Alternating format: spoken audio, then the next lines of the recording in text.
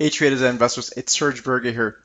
The stock I want to talk about today is none other than Sunedison, SUNE ticker symbol, a stock that has been owned by a lot of big hedge funds, and the stock has absolutely fallen apart this summer. When we talk about this name, and I've talked about it over the past couple of months as it started sliding, it's really important not to try to catch the falling knife.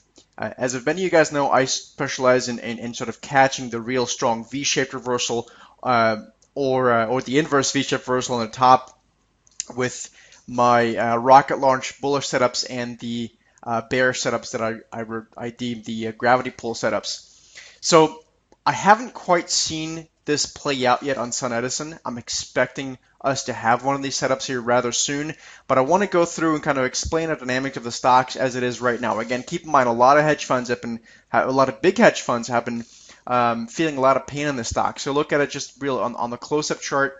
Obviously, the oscillators, to no great surprise, have been oversold now for many weeks and are giving us a little bit of positive divergence, so making higher lows versus price that still made lower lows until just a number of days ago.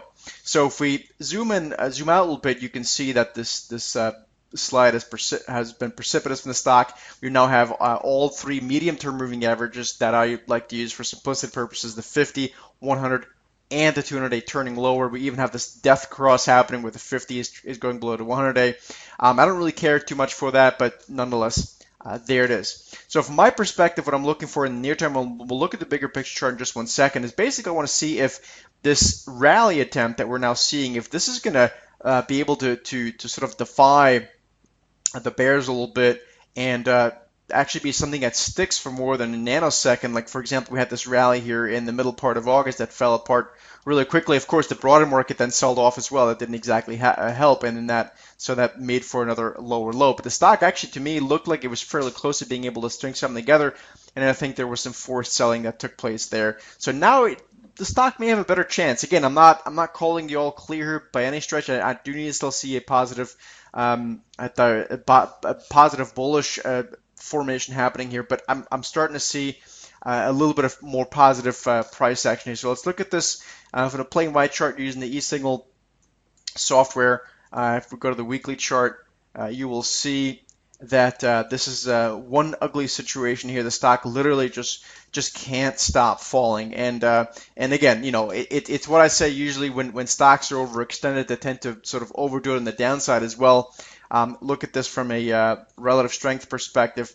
You know, a lot of these things are now oversold in all time frames and have been now for multiple weeks. So from my perspective, if Sunedison can sort of, you know, defy the bears a little bit, and actually, you know, get a bounce that lasts for more than a few days, and I think we might be in a bottom building process through the multi-week lens. So there are multiple strategies you can do.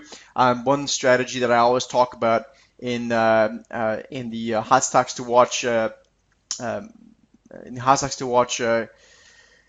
service is basically selling out of the money, put spreads in a downside when it becomes attractive. So I think there's something to do there. We've been so that would be the way I would approach this here for the time being, of course, with controlled size. So I hope this makes sense, guys. Please like the video, subscribe to our channel, and I'll see you in the next video.